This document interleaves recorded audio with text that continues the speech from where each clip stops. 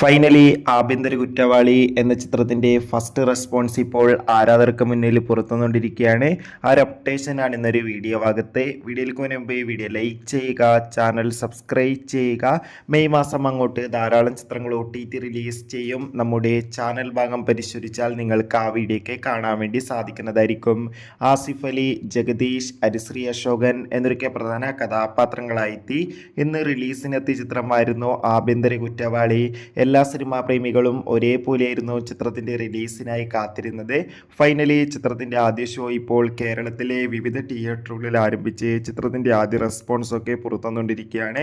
ചിത്രത്തിൻ്റെ ആദ്യ ഷോ കഴിയുമ്പോൾ തന്നെ ചിത്രത്തിന് മികച്ച പോസിറ്റീവ് റെസ്പോൺസാണ് പുറത്തുവന്നുകൊണ്ടിരിക്കുന്നത്.